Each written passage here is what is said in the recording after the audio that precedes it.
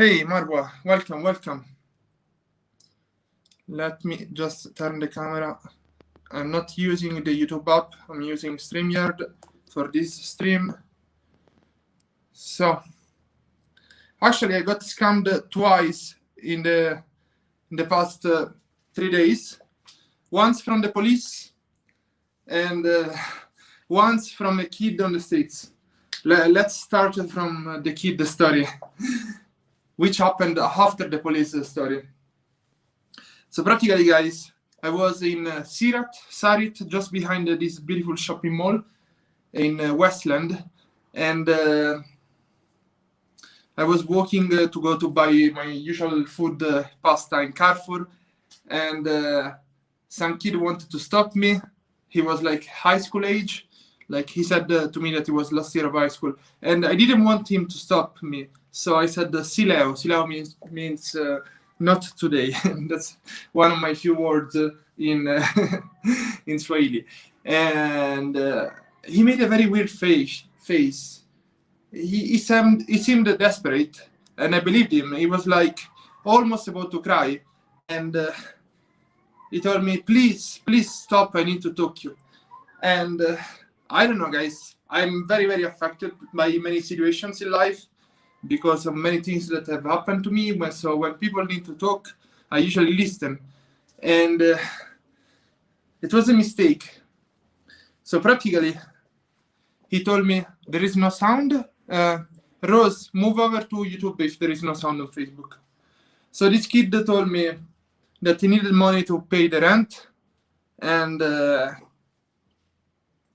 I believed him. He was like, my father died, and my father died too, so I was very empathic. And he told me, my mother died, and I was like, okay, that's a very sad situation. And then he told me, I have a small sister. I don't know why I thought that there is something wrong with it. Everything seemed very normal. Like, it felt like he was saying the truth. And he told me, I've been out here the whole day. He was like about to cry. And I'm asking money for rent. I am in the last year of high school. Next year, I want to work. So I was like, how much money are you missing? And he told me, $16. And they told me that he gathered the other $36, the other $20 during the day. And I opened my wallet, and I had exactly $15.50. And I was sure, and I was like confident that it was a sign of God or something, because I was like, oh, imagine this guy is asking me $16 and I have exactly $15.50. So I did believe him, and I told him, add me on Facebook, because I wanted to check on his life. I wanted to check if he was really going to school and so on. But at the end, guys, it was just a scam.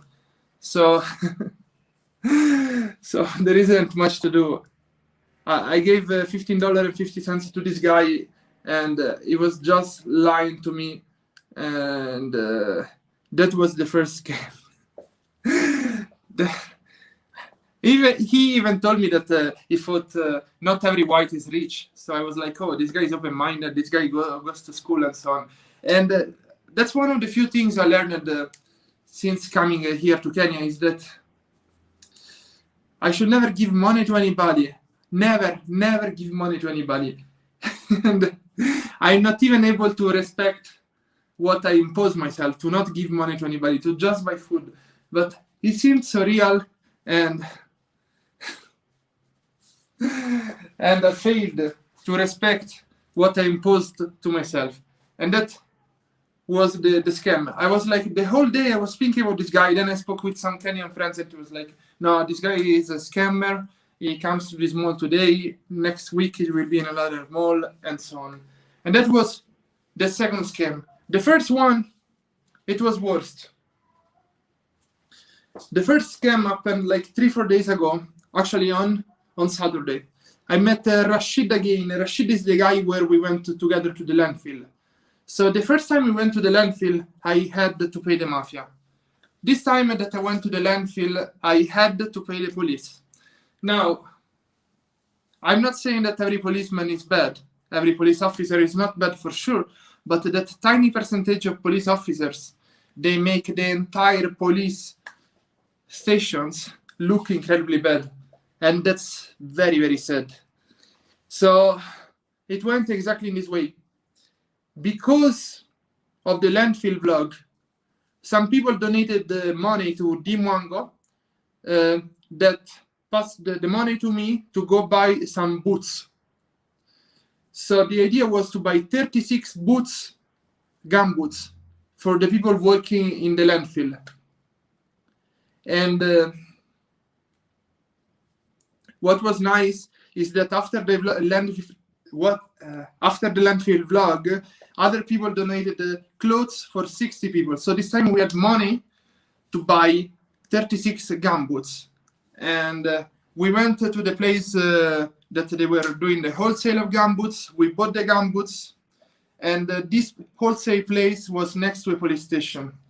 So the police station saw me filming, but they didn't dare to stop me at first.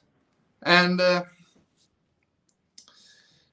I was waiting with Rashid for the Uber because we needed to carry 36 gum boots. So it's like 3 huge boxes. And what happened is that suddenly there was a sign, no parking,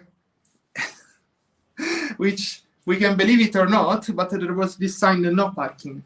And the Uber, of course, didn't park the car there. He just stopped. We jumped on the car. We brought the gum boots, and we were about to leave. So the police came. He was like, "You cannot park here." But he was like, "I didn't even turn off the car. We were just moving away."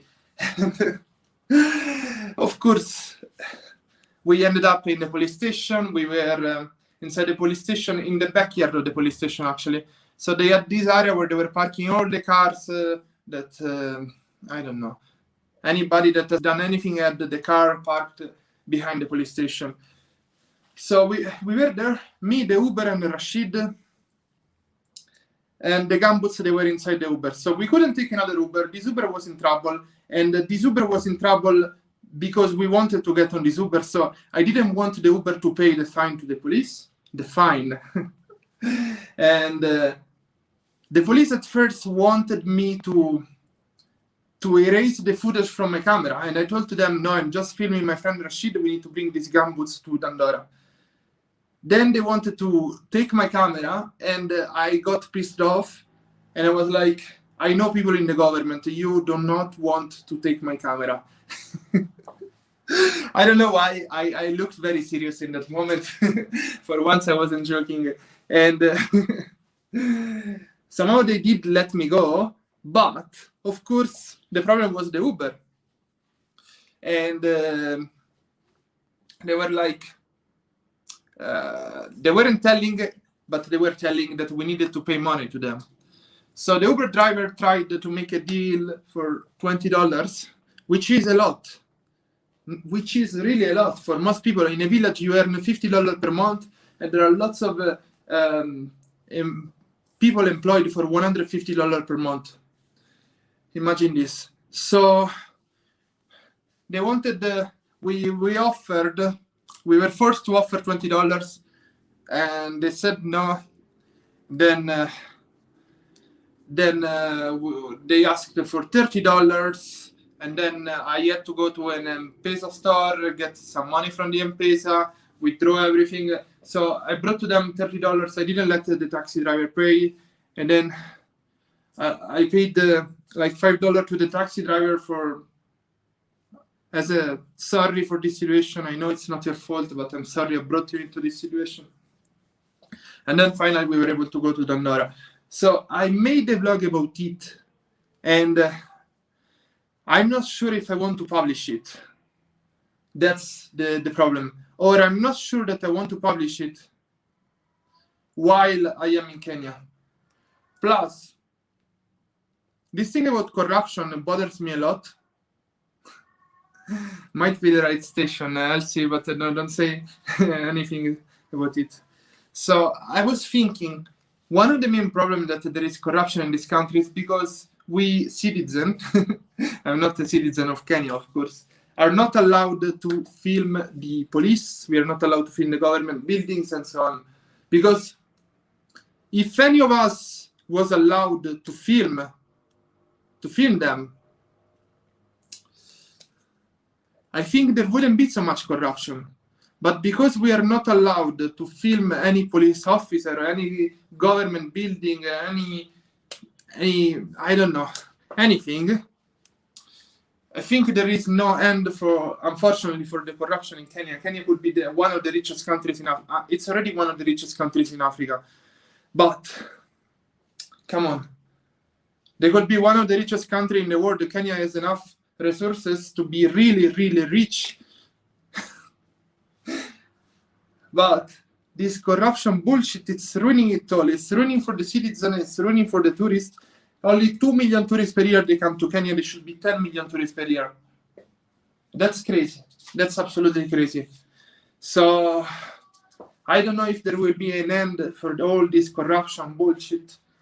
But it is what it is. You can film the police doing their duty, but you cannot film the government building, especially the military bases. So you can film the police doing their duty. It's they will not be happy. This is Africa. That's the problem. That's a real problem. they will get totally mad. So anyway, so what we can do today, while I have dinner, Jeremy, is better to I don't know. I don't think it's about being white. White, you are targeted because if you are rich, but it's about being a foreigner. No, Mr. Age, they do not have body counts.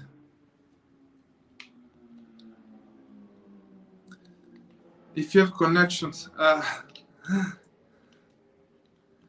it's a losing battle, but I'm worried about the future of Kenya. It's not about me. It's about Kenya. That's the thing. I'm still a foreigner here, so I really think this country has the possibility to be the richest country in Africa and one of the top 20 richest countries in the world. But there is this huge but. Anyway, they were the two scam stories. So what I've been thinking is we can all together share our stories. If you have any scam story, we will make like video call,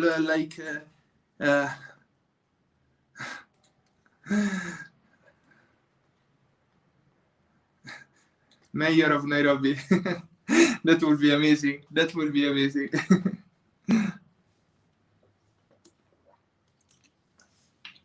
Fusion in Kenya can't change much. I think, no, it's not about 3-4 generation. It's about changing a couple of laws. They didn't scam me. They taught me a lesson. Well, what's the lesson? What did I learn? Heart.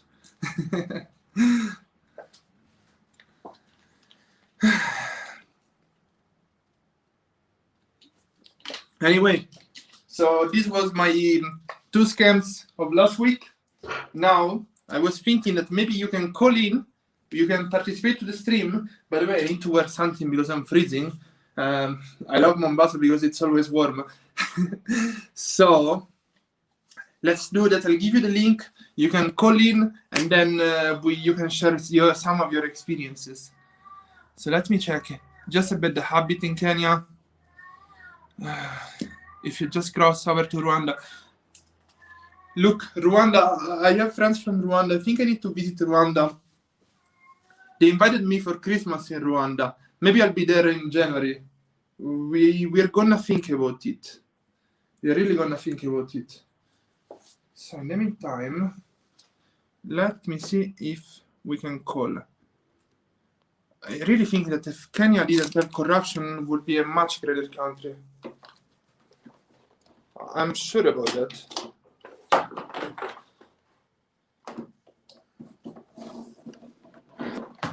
Everything is an invitation for corruption. That's a huge problem. So we have 400 people watching, and let me give you guys the link so you can call in, and you can share some of your stories. But in the meantime, I have dinner over here. What else do I have? I'm missing the headphones. Just give me a second. Boyan, one day it will happen. So you will stay in Africa, not back to Italy. What's the point of going back to Italy? So let me just... What do I need? I need this, and I need the jacket. Where is the jacket? 1 second, guys. I'm totally missing my jacket.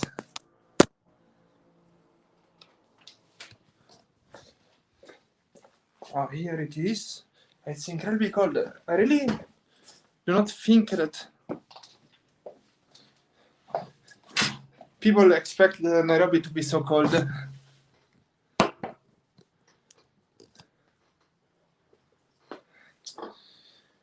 I would love if the Minister of Tourism had the possibility to speak and say something, but I do not think he has so much power. I think it's just another person. I don't know. They told me he's very open-minded, but who knows? Who knows? For real. So today you're good to go, and I need to share you the link so you can call in. Yeah, this is Africa. No, I'm going back. I'm late with the comments. Never fall. I grew up in a rough area when I was a minority. Mark, thank you for the donation. Thank you. In a rough area, I had to get smart and tough. I was very much discriminated against. Today I understand how it feels, and I am against discriminations. I'm totally against discriminations. The problem is the money the EU and America give. I don't think we can call it a problem, but okay. So I'm missing something. I'm sure I'm missing something. Big Blue, if you just arrived to the stream, go back. And now we're gonna do some call-in and $500, Beatrice. What? Okay, it's time that I share you the link to call in, so you can call during the stream, and you can share your experience, Beatrice. $500 is way too much. So.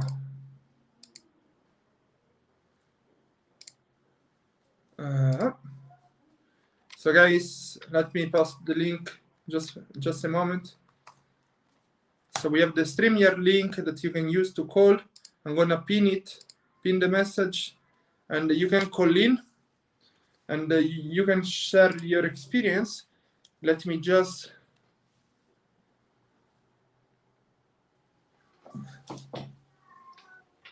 take this. What else do I need?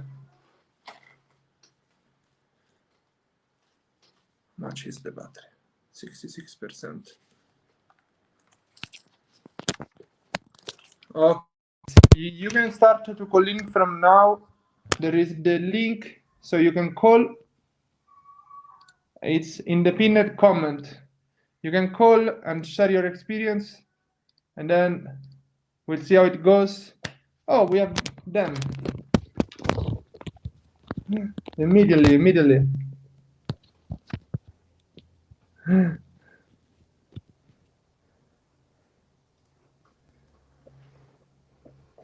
Ponte!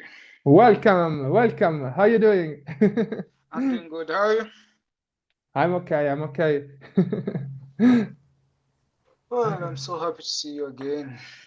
Yeah, we need to meet. We need to meet. Yes, on Sunday. on Sunday for the mango shake. Yes, yeah. Now listen, sorry about the scams. Sorry about the police. Well, I wish you had more experienced Kenyan in handling them. For example, if I was there, we could not have paid anything. Just have brushed them off easily, and that's about it. But anyway, sorry about that. It's a lesson learned. Next time, just say no and disappear. But what about the gumboots? They were inside the Uber car, so the car was inside the police station. Well, the trick is, make sure you don't get to the police station. Okay. It's that easy because it's extortion. I mean, no? So Yes. just play the game. Okay. So this is the simplest trick ever. Pretty much. So I have to run away next time.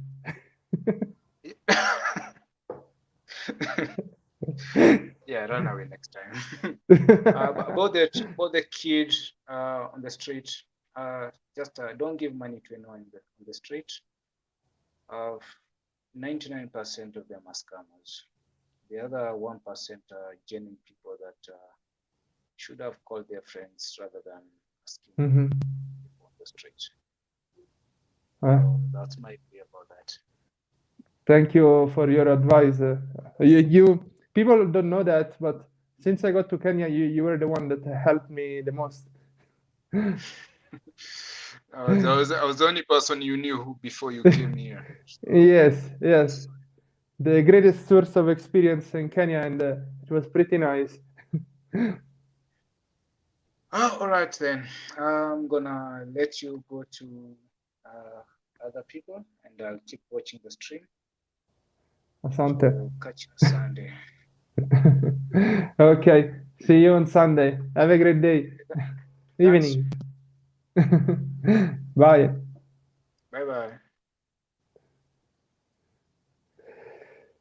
So guys, here we are learning from the best. Always run away. But I think it went okay. Let me speak to who is in line. Maury. Hello. Hi, Ponte. How are you? Hello. Hi. I'm good. How are you doing?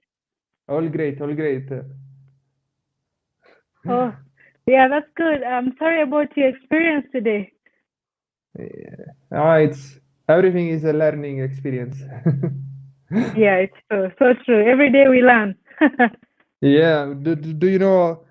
Did it ever happen to you, a scam or something? Not really a scam, but I've had police get money from us. Okay. There's this one time, yeah. What was the reason?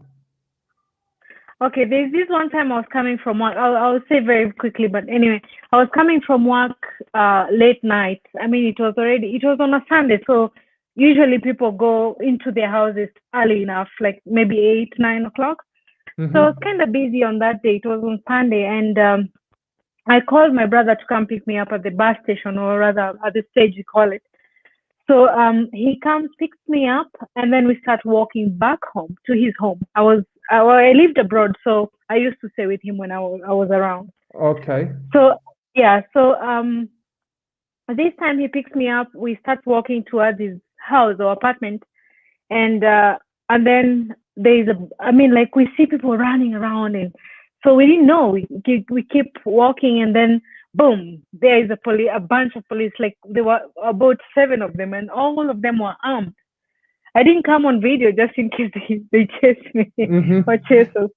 But so what was the reason? Why they were stopping you?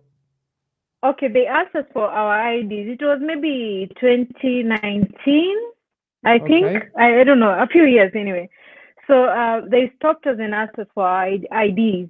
And my brother was just very homely dressed. I was dressed up because I was out anyway, and I had my ID with me. My brother had just come to pick me up and return back home. So he wasn't like dressed. He didn't even have his phone or anything. And it became a hassle to him because, of course, they demanded money. And I mean, like, hey, you have to provide your ID or whatever. and I mean, like the house was just it was just a stone throw from where I was, where we were standing from the police. And then they asked me, show me. Oh, well, I was taking out my bag. I had a bunch of money in my bag. So they saw the money, and he was shining the light in my bag. So he saw the money. I asked him, my brother asked him, my house is there. Let me just go pick up my ID or bring it back. Then he says, no, you cannot live here. What if you leave and never come back? Then I said, okay, I'll go get it and then come back. And then bring the ID to you. So I mean, just because he says, how do you prove that you're not a thug or a bad person? So I said, I'm gonna go get the ID and bring it back to you so you can see it. So he was shining the light in my bag so I can get my ID to show him. He saw the money. So I ran back home and left my bag in the house anyway. Yes. And brought the ID with me. I just didn't bring anything with me. It became a hassle. Where is the money? He asked me like straight on. Why did they want the money? You brought the ID? Gosh. I mean, it was so hectic, and we spent almost 3 hours on the street. And he had my brother handcuffed. I was so bitter. I was so pissed, but there was nothing I could do. This is crazy. But are you sure? Because the problem is, in many cases, I do not know the laws in Kenya, but in many countries, for example, if you do not have the ID with you, you are not breaking the law. You're not breaking any law in many countries. I understand that, but Kenya is kind of, I mean, like the police will use their power for anything. I'm sure even now, if I walk around without a mask at night, that will become a reason for them to get money from me. For sure, I know that. Well, but when you go without a mask, you are breaking the law. So. I know, but I mean, I'm just saying that they find every little reason to get money from you. It does. Even I'm sure if I walked with my shoes my shoes without any laces, they could ask, why don't you have shoelaces on? I mean, there's always something. Okay, on the other side. Yeah. Do you recall any good experience with the police? Something that they really helped you? No. Okay, there's this one time. I have another story. Sorry, a very short one this time. Then I ran away. There was this time I was living with my boyfriend in a place called Rwaka, and it was we had just moved in there like a week maybe. Okay. So this time one of my friends' husband was leaving the country anyway, for South Africa or whatever. And we dropped them off. My boyfriend drove the car back. Back to the house. And so when we got to the apartment at the gate, there were tags. There were tags inside the apartment. The parking lot. So we pull in. We pull in and start honking so the security guy can open the gate. And we noticed that they're not opening up. And when I looked in, I saw some guy with a pistol. Okay. So I start yelling in Swahili, of course, and I'm like, hey, you guys take care. And I had just lost my phone, so I had it in between, I tucked it in the seats. But my boyfriend and my friend lost their money and their phones because I was so confused. I spoke in Swahili, so they couldn't understand. I was so confused. I understood myself, but I spoke in Swahili. They didn't. They were Rwandese and not Rwanda. Yeah, Rwandese and American. But so anyway, so I didn't get who stole the phone and the money. The tags that were in there. Okay. Just behind our apartment, there was a police station. We called those motherfuckers. They didn't come. Sorry to say that. Okay. Yeah. But anyway, so that was my second experience with the policemen. And then they came early morning to ask what was happening. Early morning or the day after they came? The day after, maybe 5, 6 o'clock. Well, what a shitty experience. But Yeah. Uh-huh. Okay. I need someone that will share a positive story about the police. We cannot All say right. that All right. we cannot say that every police officer is bad, but For sure. For sure. I know that. I mean, there are good ones I out there, think but that's my ye- experience. Yeah. yeah. Problem is most people in Kenya recall bad experiences with them, so the perception is that every police officer is bad. Yeah. I'm sure there must be someone good. Like these people, when they go back home and when they speak to their family, how would they feel? That's very strange. Yeah. Yeah. True. True. Okay. So Anyway, enjoy your asante enjoy your sana. evening. Asante sana. Thank All you. right. Have a good one. Bye. Bye bye. I don't know. Auto motivations, probably not a real channel. Okay, kicking out. Van. Hello, Michele. Hello. Hello, hello. How are you? How are you? I am fine, thank you. And you? We spoke a few days ago, if you remember. Yeah, yes, on the other live stream. Yes, yes, yes. On your first live stream, I think. I did 1 million live streams, but I'm not doing many where I interact like this. So. No, I mean your first live stream in Nairobi, I think. Okay, I don't know, but okay. Okay, not important. Yes. Okay, my story was from I think 2016. Yes. When it was my first time in Kenya, and also my first time driving on the other side of the street in Europe here. I rented a car, and somewhere near CBD there, it was my one day before I should fly back to Finland, and I have to return the car. Of course, driving a bit difficult for me. I didn't know the place. Okay, and I had to turn somewhere right, and immediately after right, a police car stopped me. Told me, but you know, here is you can't drive here because it's only one way. Okay. I didn't see any sign, nothing. Mm-hmm. And finally, he showed me it was a sign somewhere, but covered somewhere. I don't know who could see that sign anyway. And he he came inside my car in the backside. Of course, I was not used. It was my first time in Kenya. Yes. So here in Europe, usually police don't come inside your car to talk with you. But he comes inside the car and told me, okay, you have to pay $150 for this. 150? Yes, $150. Okay. Because I broke the rule on the street, I was driving in one way on the wrong side of the street. Mm-hmm. Okay, I was talking with him finally, and after many discussions, finally I escaped with like $35, something like that. But even now, I don't know if that sign was okay there or not, because I saw something, it was under some trees and covered and... You know, my problem is not the fine. My problem is that this money, they are not going to the government, but they are going to the single people. Right. Because if they were telling you, look, there is this sign, you have to pay the fine to the government, then I would be okay with that. But when they take the money and they put in their pockets, that's when I have trouble. Yes, and when I told him, let's go to the police station, I don't have money with me to pay. Tomorrow I leave. Yeah, give me a bill. I was thinking it's like in Europe. They give you a bill and you pay after 7 days or something. Yes. Told me, no, if you come to the police station, you have to stay there until you pay. So you don't leave the police station. Maybe it's like this. I don't know. I have no idea. I don't know either. I have no idea. Usually in Europe, if you get a bill from police, you pay next day after a few days. Yes. Like yeah. And if you don't pay in the next week, maybe it's twice the price. But yeah, something like that. Yeah.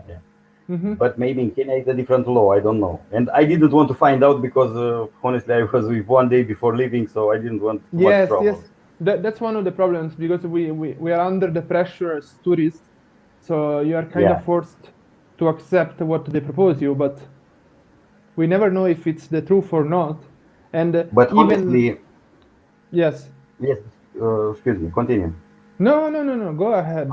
I wanted to say I was maybe 7 or 8 times in Kenya. I was many times there, and honestly, I don't have a really bad perception about the police. Usually they Yes. help if they Yes. see you're a tourist, and they try to help. But Mhm. if you do a little small mistake, then they try to get how much they can from you. This is the problem there. But I understand somehow. I understood that salary for the police are very, very low. Yes. Guys who stay on the street, Mm-hmm. they are not really educated in this way. Okay. They don't have. I don't know how they become police there. I don't know if they have a real school or a course. For sure. For sure. The problem is, if everybody behaves like this, who would want to become a police officer in the future? I mean, the kids of nowadays, how they would want to become a police officer in the future, and that job is very important for each country. Like, True. police officers in every normal country, they keep the country stable, safe.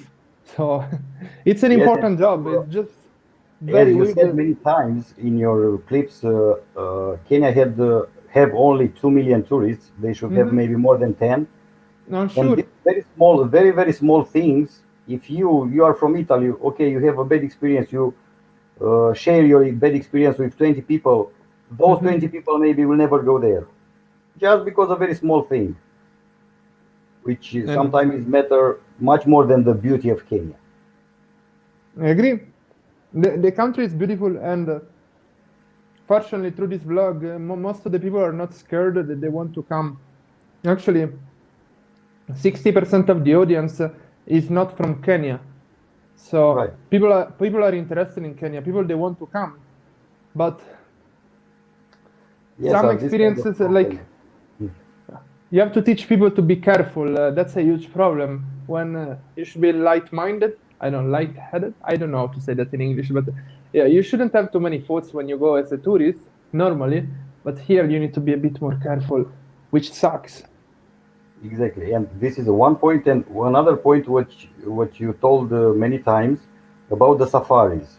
Everybody knows Kenya for safaris, but they don't promote the normal medium price safari, because if you go in CBD, you find a safari with $250 very easy for 2 days.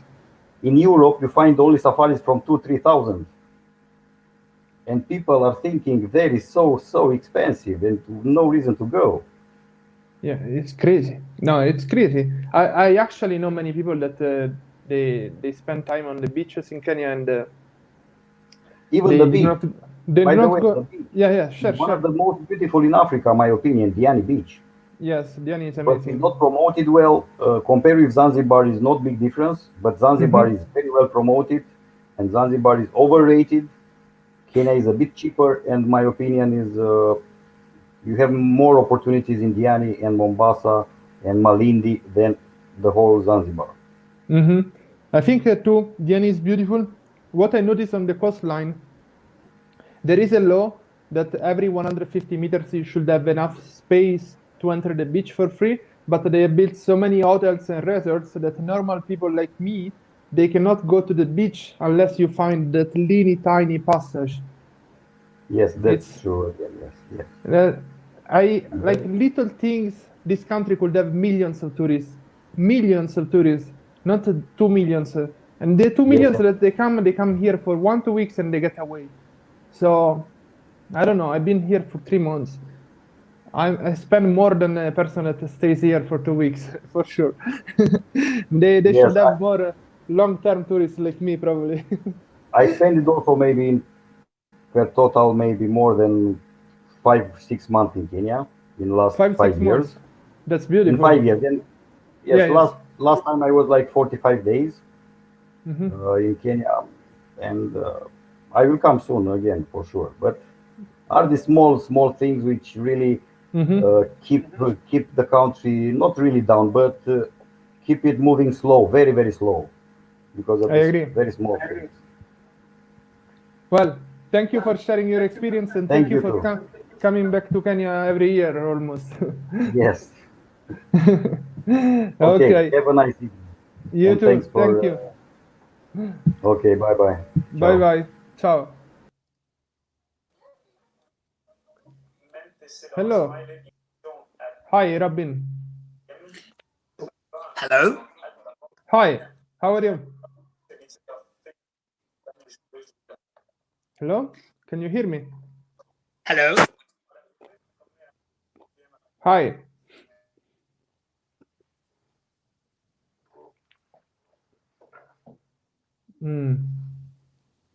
I think Robin is having some problem with the connection. Hello? Hi, can you hear me, Robin? Oh, very sorry, Ponty. Yes, I can. I can hear you very clearly now. Sorry about that. No problem, no problem. It's okay. How are you? I just had to. Very good, thank you. I just had to have my microphone to work. I use voiceover. I'm blind, you see, so I just had to use it here on my iPad. Yeah. It's okay. It's okay. But it's working now. Yeah. Perfectly. Yeah, your voice is much better than mine. So. I don't know. I work with radio, so it could be. Yeah, you see, like in practically I doing a radio show right now. I don't know. What did you say? Sorry. I'm doing a radio show right now. You know, I'm hosting people getting calls. Yeah, indeed. I think it's a great thing you do. But by talking to all these, all of us people around the world, I think it's a very good idea where we can interact and have a chat. Thank you. I think it's beautiful. I'm here in Denmark right now. Yeah. Yes. But I've been following your YouTube vlogs all around in Thailand. I'm an avid traveler to Thailand myself. So I got interested in listening to your vlogs via the Thailand genre, but I'm also very interested in East Africa because I have a very good friend in Uganda. I'm going over to see as soon as we can travel again. Yeah. That's beautiful. Yeah. I met a good friend 1.5 years ago, funnily enough, in Pattaya, and she's from Kampala. Oh, okay. How did she? I don't know. How did she ended up in Pattaya? Yeah, I can tell you. It's a funny story, but when she was there with her Canadian boyfriend, they split up a little bit later when they came back, but they were on holiday in Pattaya. Are you sure it wasn't your fault that they split up? I don't think so. No, I don't think so. But I mean, we've become very good friends, and I kept in contact. So I'm really looking forward to coming over to Uganda. I can't wait to come and experience the country. That's beautiful. That's really beautiful. Yeah, and I'm very excited in it. And I've already started to do my preparations for coming over. I did an interview with the Danish ambassador to Uganda last week, and funnily enough, next week or the week after, I'm having the Danish ambassador of Nairobi, Kenya, on my show. Wow, that's beautiful. What are you going to ask him? Well, probably it's because my shows are mostly doing like portraits of various people. Like, for example, this gentleman who was from who's right now resident as ambassador from Denmark in Kampala. We spoke about what opportunities there were in Uganda, and we spoke about his family. So it's like I love to do my portraits very, shall we say, human orientated, so everyone can relate to what they're listening to. I love it. Do you do that in Danish or in English? Unfortunately, these ones I'm mostly doing in Danish because they are, of course, Danish. But I do quite a few things in English as well because my dad's from England, so I've always been traveling a lot also to the UK. I love what you do. I love that you're paid to share stories of people. That's fantastic. Yeah, that's one of the things I just love to do. That's one thing that really should we say is my goal of producing my radio shows. If I can share some good stories, or if I can make the day positive for the listener by hearing a encouraging story of another person who is doing well, that's my ambition with the radio. That's really beautiful. Do you want to share some story with us? I could do. You mean you want me to tell a little bit about what I'm doing at the radio, or you want to hear a little bit about myself? Something related to the topic of today's video, like or a negative or positive experience with a scam.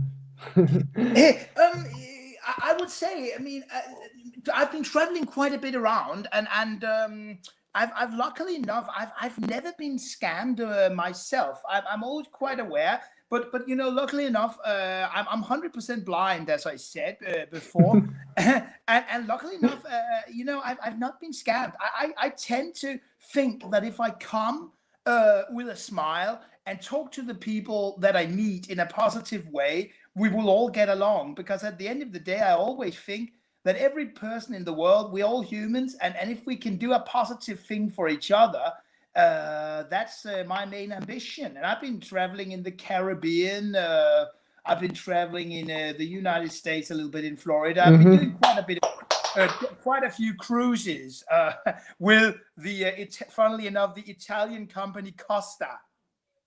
Yes, Costa Crociere. Yes, that's yes. right. That's right. Yeah. So I've done a couple of transatlantic cruises with them. So I've been around over in the Caribbean, and I've been all the people I meet on my travels. I tend to, you know, try to just build a good relation, have a chat, keeping connection. I got so many contacts around the world. I can tell you that's just beautiful, I think. So I've luckily enough, I've never been scammed. You know, you always have to be a bit aware down in Phuket with the tuk-tuk drivers, but otherwise, that's all. Otherwise, it's fine.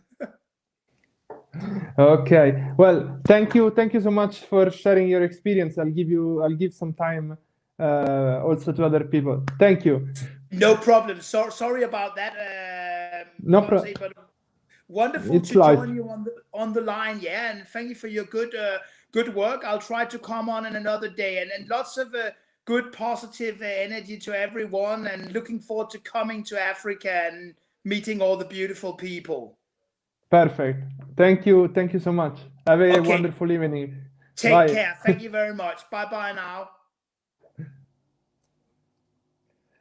So we have a donation from Ronald Barnes that says, Ron from Detroit, just left Kenya on February 1st, had my dowry ceremony. Kenya is beautiful and most of the people are. I'm African American. I did notice prices went up when I opened my mouth. Have a tasker or two on me. More than one tasker. Thank you, Ronald. Yes. It's always better if you speak with the sign language. But thank you so much for the donation. So let's see. We have an interesting YouTube Expose Africa. Hello. The microphone. Activate the microphone. There is. Hello. All right. Yes, I get you. I'm doing well. Yeah. Perfect. Yeah. Thank you so much for the great work you're doing. Asante sana.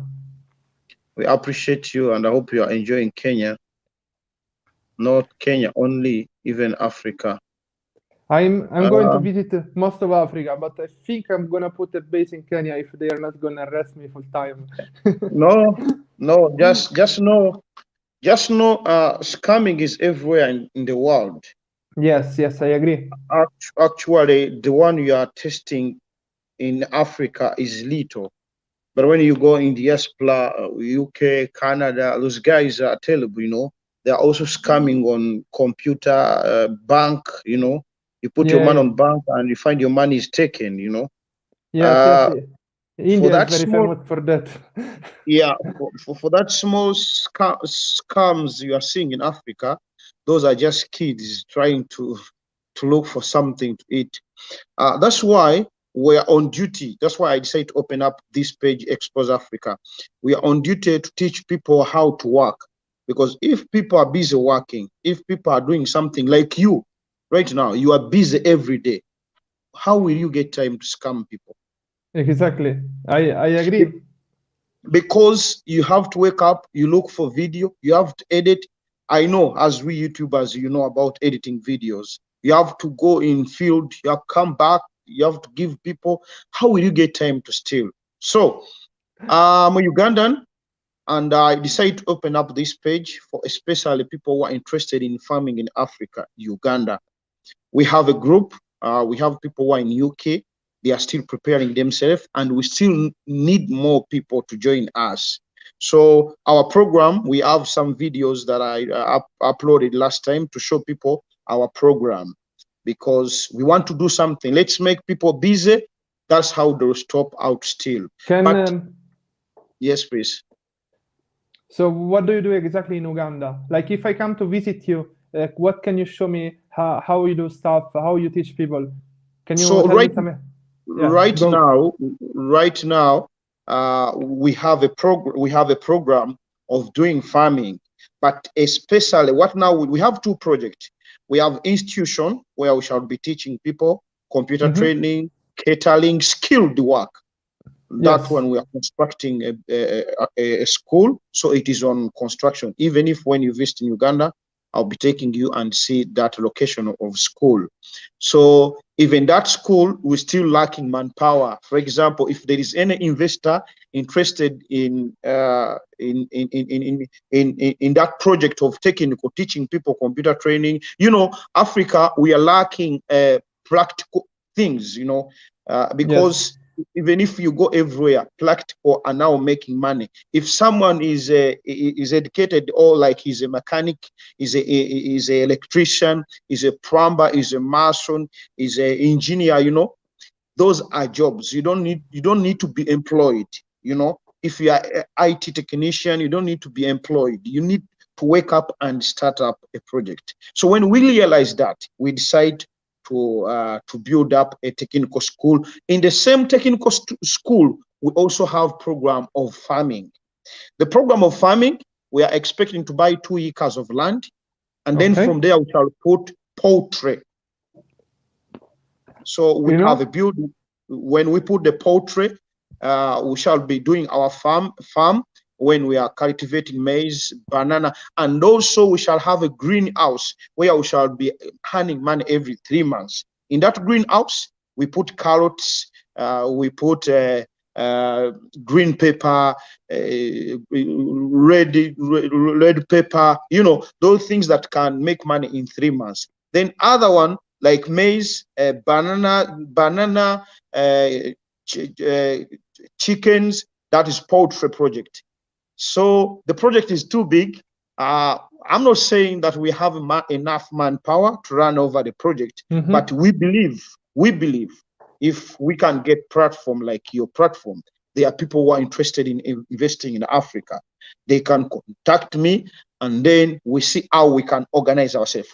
The way we do business, we don't ask you money. Don't give us your money, because some of people, they are scamming their money because they don't know the people that are supposed to connect. So what you do, stay with your money, come and see practical, come and see what we are doing on the ground.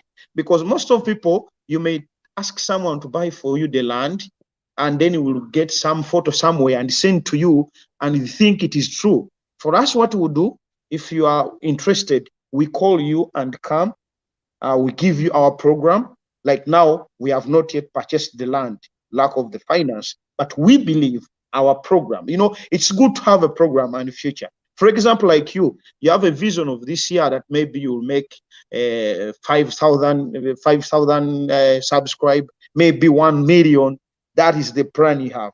So even I wish you the best, you guys. I wish you can make that one, because first of all, you're a free man. Anyway, you are free. You and Marwa, you are good people. I like you so much because I'm following you. You're free.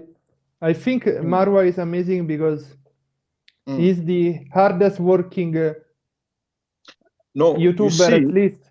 He never stops publishing. It's incredible. Sorry, it's incredible what he does, because even if the views are low, high, he keeps doing his job. It's because he knows what he's doing, and that is what you're doing. You know, me, I'm following you guys, I'm following everyone because I'm just a young YouTuber. I'm not calling myself a YouTuber, but because I'm on YouTube to promote African, to promote business, to teach people how to start up project. But you and Marwa, you're not proud, first of all, you know. And then there is a Kenyan sister. There's a lady called Kenyan sister. Yeah, That one, she's busy. But we cannot categorize people because everyone has the way it goes. But when I'm talking about being open to people, you are free, that's also good for us. So back on my point, as you have a program this year that you need to make maybe 1M subscribers, that is also the vision we have in Africa. I Yes. will check your program. I will check your channel. Leave a comment in the comment section, not in the live section.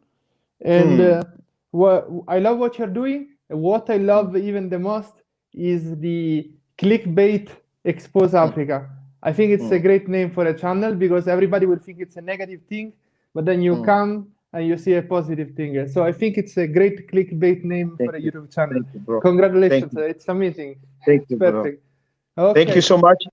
I wish you the best. So is there anything you want to ask you about project? Even you need to start up a project because Africa you like Africa. I've seen you. Yes. But let's keep a further conversation privately because I need to call in also other people that they are waiting on the line. Anyway, in a few minutes, I want to appreciate you, so guys, and also keep subscribing to this guy's channel. Share to your friends. Follow him on Instagram. Everywhere. This is what we need to do. We need to be one people. There is no more racism because we are a young generation. We cannot be like the old people. I agree 100%. One people, one Africa, one worldwide. Goodbye.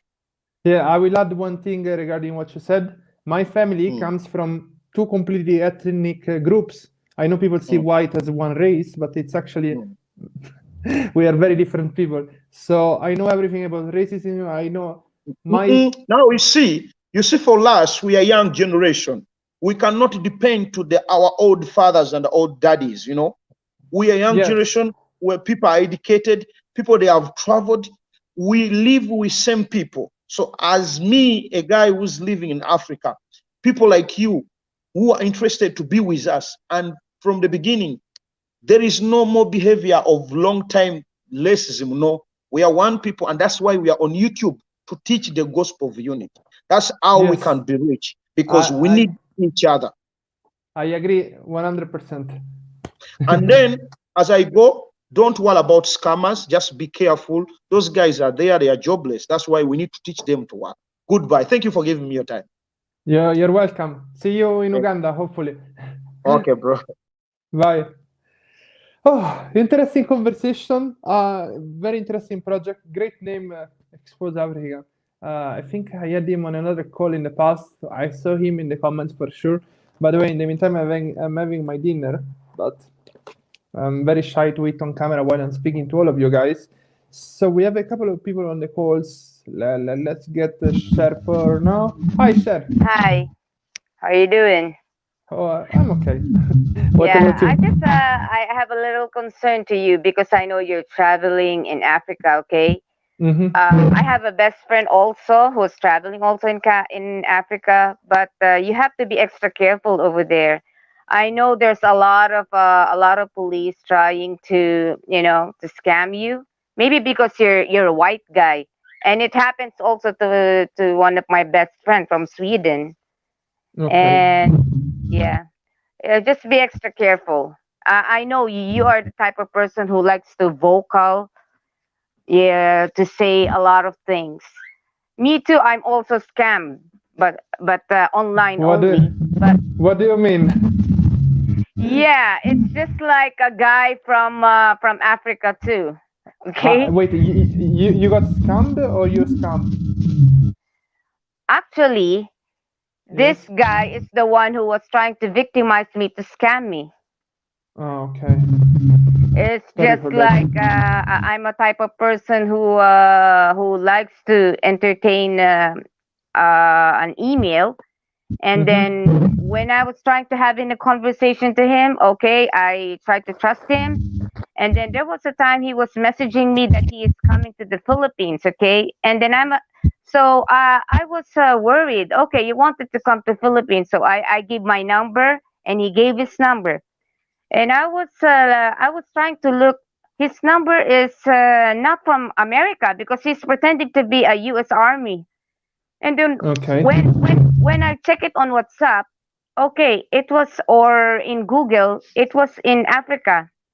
Okay, and then I tried to calm down. Okay, you're not an American. You're an African, but I'm not a racist. Okay, it's just like why do you need to pretend? The worst thing is he was telling me I'm coming from the Philippines. Okay, and then he sent me a receipt that I must Sure, show sure. this. What? But in general, you don't know if he was from Africa or somewhere else. You can never trust people online.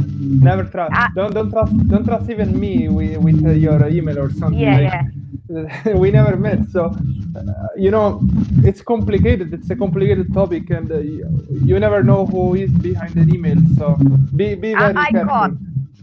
I caught him actually on WhatsApp. Okay, we had a conversation in WhatsApp, and then he sent me this receipt. Okay, when I tried to look the picture of the receipt, I scanned it. Because I'm a graphic artist. I was curious. Why is it the receipt is like a tampered? And when I zoom in the pixel, it was like pixelated. That means it was tampered. So that means these guys want to scam me in going to the airport. It's just like he has friends here in the Philippines who wants to victimize me like a syndicate. Okay. And there was a time that Sure. Okay. Do you have where do you have the phone? Because it's some weird background noise. Oh, sorry. It was in my legs. I'm very sorry. Okay. Okay. Yeah. Sorry. I'm very sorry. No. And then, and one thing else, when I tried to look at my phone, I found out that he tried to put his picture. I knew it. He's from Nigeria because I saw it's a black guy. It was not a U.S. Army. And I talked to him over on the phone. Sher, never trust people online. I know you're a good person, but avoid trusting them. Look, there is this weird background noise. I'm gonna give space to other people because it's unbearable. Sorry for that. Oh, what noise?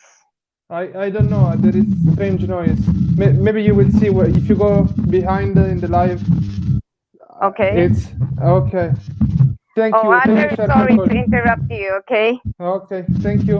Yeah, be extra careful, Michele. Okay. You too. Thank you. Bye. Okay. Thank. Okay. Sorry, guys, for the background noise. Thank you to Bernard for becoming a new member. Thank you so much.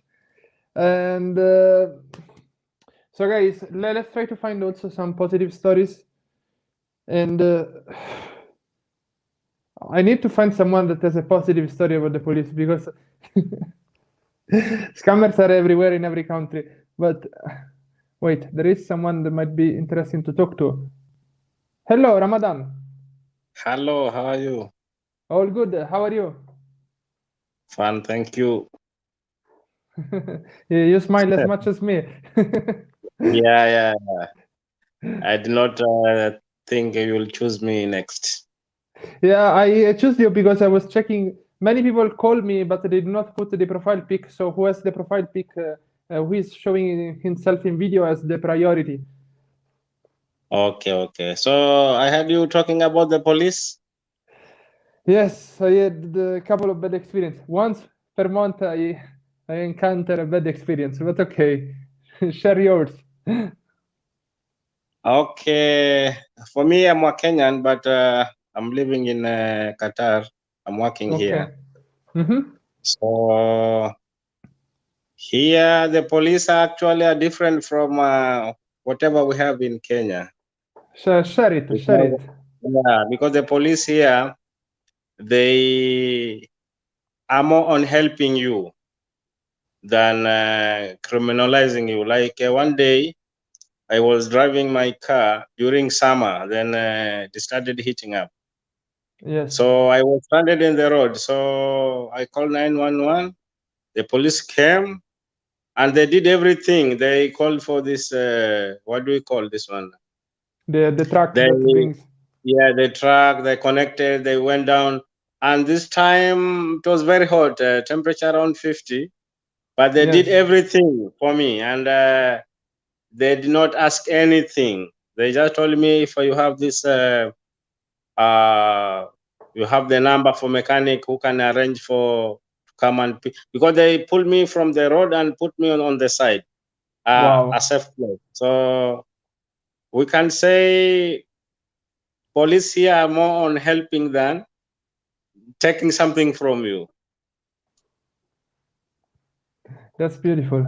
That's really beautiful. Yeah. I'm happy you shared a positive experience.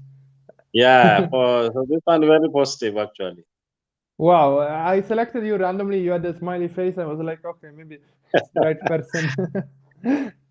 Yeah, I'm happy because when my daughter see this video tomorrow, they will be very happy actually. Happy to hear that. Yeah, they are very, very big fan of you. Yesterday, when I came from job, I was looking the Yes. video that went to this Karura forest. So Yes, they say, yes. Daddy, we saw that video live. We saw that video live. Fantastic. Yeah. Thank you. So thank you for visiting Kenya. I'm very happy. You are being honest. The good thing you share and the bad thing also share. So I think it is an opportunity for us to change for the better. I hope so, and I'm very, very happy that you're so open-minded, because some people are like, no, don't share that. But I'm happy that you're very open-minded. Yeah, actually, also I remember one time you went to dump sites, Yes. and some people were complaining, Mhm. but your explanation was very positive, because you said rich people, they have boring life. I came here to see how the law cannot remember the exact word, but you want to see how people deal with challenges. Different people, different culture dealing with challenges. That's when I direct subscribed from that day. Thank you so much. You know what happened after the landfill video? We got clothes for 60 people. Some people donated clothes for 60 people, and a woman donated gumboots for 36 people. Oh, that is a very. I made a video. I made a video of me going there and donating these gumboots, but I think I'm gonna publish it at the end of the month or in March. Yeah, because when you are in Mombasa, I thought you will reach my hometown, but you did not reach. But no problem, because you are still in Kenya. Maybe you'll go there. Well, what's the name? What's the name of your hometown? Mariakan, nearby Mombasa, 30 meters from Mombasa. Oh, Mariakan. Okay. Next time, we'll see. Okay. Thank you. Have a nice time also. You too. Thank you. Okay, bye. Bye. So it was nice, very nice to have such positive experience. Now we have. Hello, Vida. Hi. What's happening? Okay. Hi, do you remember me? I was there in the last 2 videos. I love your videos. I know you call every video. Yes, how are you? All good. Do you want to share some experience? What kind of experience? I have a lot of stories to tell. What kind of experience do you want to hear? How is it going with the scammers in India? India is very famous for scammers. Yes, it happens in every country. Like only poor people does that. If any country has a lot of poor people, then they have high number of scammers. In India, it is very. They even scam me. Sometimes they think that I am foreigner, I am Nigerian, and they try to speak in English and they try to scam me. I go to a lot of like street shopping, so that just if it's like for 10 rupees, they ask me like 50 rupees, thinking that I am from different country. When I start Okay. speaking my national language, they'll be okay. Then I just bargain, and then it happens with especially with white people and black people over here. Like they will charge you like if something is for $1, they'll charge you $10, and you'll happily 10. pay it because you'll think, oh, 10 is just very little amount. It's okay, but usually it is only for $1. So people over here scam you like they even scam us. Even Indians they scam so much. I mean, they have no rules here. Like in America, in other white countries, have like they have boards like it's only for $2 and only for $3. But Yes, India, yes. it's not. You have to bargain everywhere, except malls or big shops. Even big shops, you bargain. Everywhere it's bargaining. You have to get if they charge you like $10, you have to say I'll only pay $2, and they'll even give you for $1. That's how it is here. I see you have lots of experience with shopping.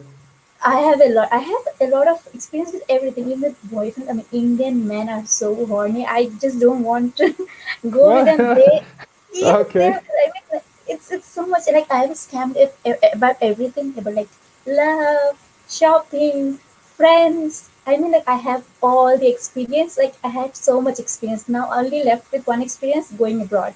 I want to get scammed in abroad now. I'm bored of here now. Okay. You must visit India. It's very fun. I mean, they are really cool people here. They'll take you around. But if you're like coming alone by yourself, then you will be scammed at every single stage here with by auto drivers. The tuk-tuks. That's they Yes, call in yes. Africa. By them, by even bus driver. I always roam around with Africans. So I was sitting with an African who's my friend. So in the bus driver, the charge was only 1 10 cents, I guess, and then he was asking him like pay $1. I was sitting right next to him. I looked at him. He thought I am African too. He was like, yes. I was like, are you crazy? You think I'm a fool? And he's like, yeah, the 1 10 cents are fine with all my African friends. Wow. Even in bus, Wow. you get scammed. Scammers are everywhere, but you need to be careful. You need to act like you know everything here. Because I've seen a lot of white people here. They're really smart. I saw them shopping. So they bargain and they go, I'm not gonna buy. They're really smart people who come here, white people, but not everyone is like that because they're new to my country, so they wouldn't know. Most of them get scammed, especially Africans. I've seen them because there are so many around here. I really like a friendship with them, but then girls, African girls, they're not so friendly, I guess. I love them so much, but they don't really talk. But it's not their Okay, fault. okay, okay. Sante, thank you. Slow down. Yeah, I talk a lot. When I start, I don't stop. Otherwise, I don't even start. Okay. Anyway, Well, it was very fun talking to you, and I'm so grateful that I'm here on your channel. So, yeah, thanks. And yeah, good night. okay. See you. Yeah. Good night. Thank you for participating. Thank you so much for choosing me. You're welcome. Bye bye. Wow, so energetic. Guys, when you call me, make sure you have the headphones and make sure there is no background noise. Just that. You can call also without showing the face. It's possible, but I do prefer to speak with people that show the face. And we do have hello. Hi. Hello, hi. How's it going? Are you sleeping? Yeah, I'm in my bed. Oh, okay. It's pretty late. Well, what time is it in Kenya? Almost 23. Wow. 10:56. Yes, yes. 4 minutes to 11 p.m. Mm-hmm. So precise. How's it Yeah, going? now so you paid the bribe? Yes, as always. Then why did you pay?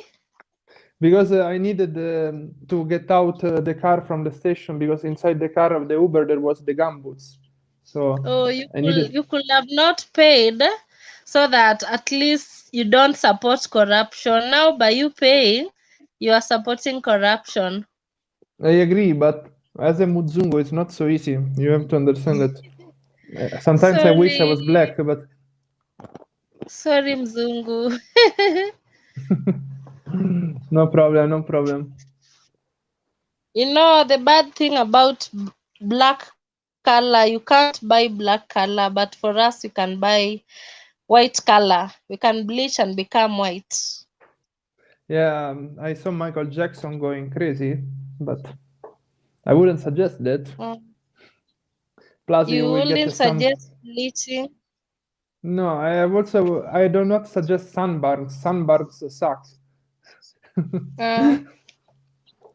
Yes. Okay. Anyway, I'm happy being in your life. Yes. Yeah, and I'm grateful. Grazie. Prego, prego. Karibu. Okay. Asante sana. Buonanotte, ci vediamo. Buona. Ciao, ciao. Ciao. Oh, sorry. And we have Coach Remy. Whoa! What's up, welcome. Michele Ponte. All good, all good. Yes. So, Michele, I want to tell you a story. Yes. How I scammed scammers. Oh, that's interesting. Come on. Yes. So, a few years ago, I went to Mozambique, all right? So I was just walking, and then because if you're a foreigner, you're looking around, you don't know where to go. Yes. All right. So this guy, I asked him, where is the bank? And then he points he's like, the bank is there. I look, I don't see a building that has anything that says the bank. Okay, I walk. And then I got somewhere, I hear someone tapping on my back. I look, and he's pointing to someone, his friend. He's like, this is the bank in the market full of people. Imagine. So I wanted to exchange euros to meticales, so Mozambican currency, yes. All right? But so because they don't get euros that often and they didn't know how much the euro was costing versus the metical. Really? That's interesting. So I exaggerated the price, and then they were like, they went for something higher than the actual price on the market. No, that's fantastic. That's really fantastic. and then so they were giving me very little, and then I said, "Are you crazy? The price is 15 meticales for €1, but actually it was 9 something." Okay. And then they were like, "Okay, give us 10 then," and then. For 10, we will give you the meticales. And then I gave them, and so I scammed the scammers. That's great. Great tactic. Yeah. Anyway, don't let that discourage you. Yeah, it's just, you see how actually if you get scammed, you have to think like, I got outsmarted. Next time I have to be smarter than these guys. Okay. Yeah. That's how I always see things. Like it's a lesson anyway. Yes. Yeah, and it's another point of view. Thank you for this chance to share something with your people. Asante. And the vlog of yesterday, I enjoyed it. You were saying you have to get fit. So if you do more of an adventure like that, then you will get fit for sure. All right, I have to watch your channel. Actually, if you do, I can give you guidance if you want. Usually, let's see. What? Let's see. I'm one of the guys that has the excuse I do not have time, but I need to find time. you know, I have like a program of 60 days, and each day it's only 10 minutes. Okay. Well, yeah. So what up if I eat a chicken then will I lose weight anyway or not? But actually, like for you to be fit, so the energy you put in the body if you want to lose weight, of course. So the energy you put in the body has to be less than what you spend during the day. Yes, so yes. if the weight is going up, it means you're putting more energy in the body. Yeah. So that's why we know the basics are here. The actual practical things are complaining, fighting with my love for food. I never advise anybody to do a diet. But if you like find a balance of what goes into the body, yeah. And Yeah, I the get it. the secret is to always weigh yourself. So if you see that the weight is going up, then you're like, okay, I have to reduce on this. Yeah. Yes. I do not have a scale since I got to Kenya, so I might have to buy one at some point. but okay. No, Thank you yeah. very much for joining us. Yes.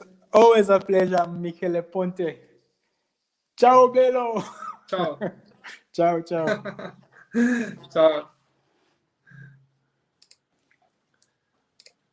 Hello. How you doing, Ponte? All good. How you doing? I'm doing pretty amazing. Nice to hear from you. Anyways, I've been watching a couple of your video, and I'm happy you're doing great in Istanbul. I mean, in Nairobi. By the way, I'm in Istanbul right now. I am in Nairobi right now. You are where? Sorry. I'm in Istanbul at the moment. Istanbul. Right now. Oh. Yeah. What do you do in Turkey? At the moment, I'm actually I'm here for a couple of vacation. A couple of days. So I'll be here for quite maybe three to 4 days. So. Yes. So your job requires you to travel. Yeah, exactly. By the way, I have lived. I've been in Nairobi. I was here for a couple of some months. During my stay in Nairobi, I had some bad experience. With the police over there. Yeah, I was living in Kileleshwa, I think. Yeah, in Kileleshwa. Okay. Kileleshwa, yeah, in Nairobi. So there was a time actually I had issue with my computer, so I need to work on it. I have to go to city center in Nairobi. So when I was going, when I was in city center in Oba, so they stopped me. The police stopped me. It was like they knew I'm a foreigner in Nairobi. They stopped me and was like, "Where is my papers? What am I doing in Nairobi?" So I told them I'm here for a couple of months. Actually, I showed them my papers. My passport was correct. The visa there was given to me by the immigration. They said no. So my stay here is not genuine. I have to follow them to the station. I said, for what? They start asking me, why am I here in Nairobi? I'm not supposed to be here in Nairobi. Then I need to leave. I said, for what? I'm not a criminal. Why would I leave? So they took me into their car. They were driving me around the city. They were driving me around the city, taking me to police station, but they didn't take me to the police station. They just stopped me at the police station, trying to scare me and for me to be able to give them money. I was like, why would I pay you money? I didn't do anything, I'm just here to spend my money, and leave the country. He said no. Then I need to give them money. They asked me to give them money. I said, I don't have any money. And with me, I have some dollars with me, like couple of $500 with me that day. They took my wallet from me and so much. They took I have so like $500 with me. So they took my wallet and took $250. And gave me back my money. I asked me to get that from the car. Where are you from? I'm a Nigerian, by the way. So I got down, they drove off, and they were laughing at me. So another day, another incident happened. That was probably in 2 weeks' time before I had to leave. I met another couple of police. They took me also by the street. They said I need to go. That Africans, Nigerians are bad people, giving them bad names in Nairobi. That I need to leave. They asked me what am I doing. I told them I'm here just for a couple of stay and I will leave. I'm not a bad person. I showed them my passport. They asked me to get inside the car. The Nigerians have been giving them bad names. So I got into the car. They said I should transfer. I should give them 5,000 TL. I mean 5,000 Kenyan shillings. Yeah, $50. Yeah. I said for what? They said they took me. They said they are charging me to court. That I'm not supposed to be here. That my country, I've been giving them bad names, so things like that. They took they took money from me again. So at that rate, I decided to leave.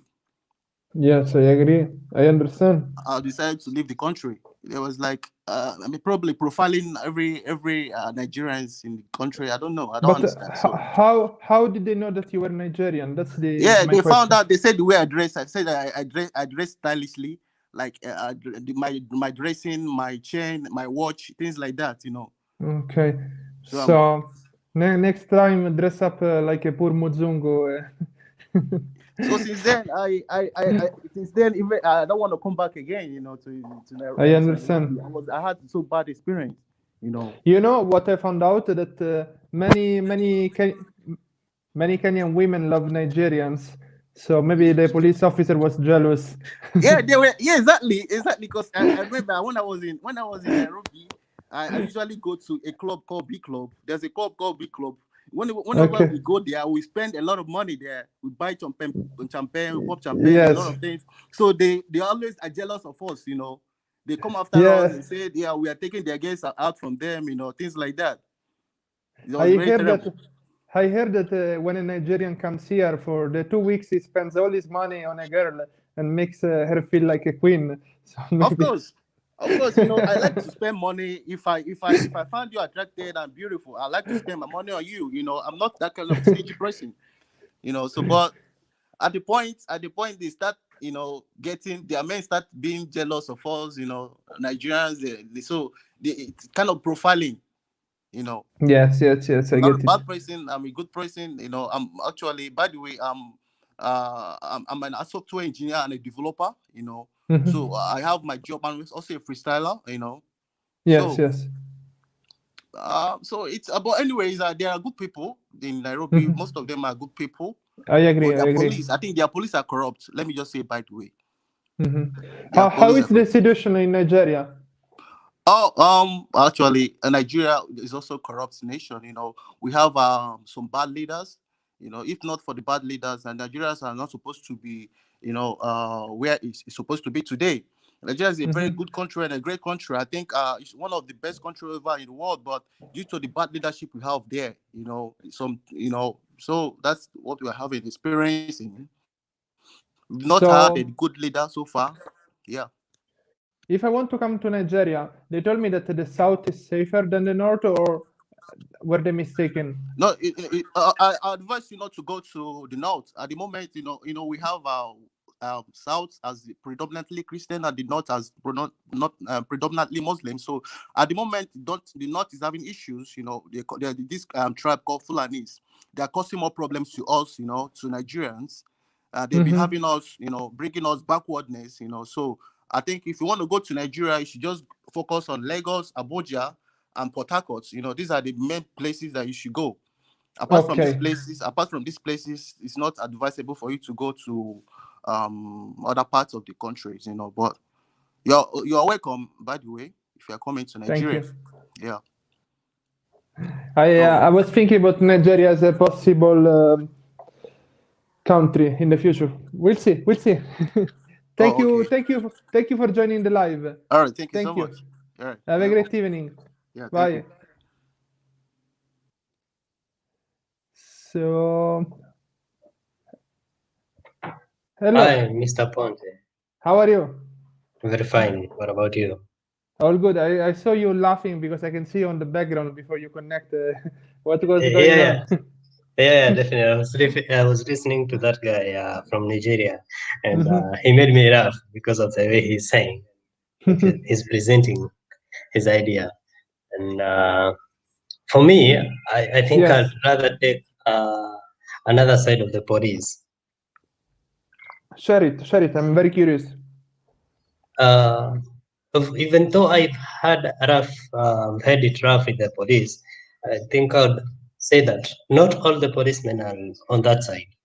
I agree. Definitely, you can find 1 or 2 or 3 who are willing to help you.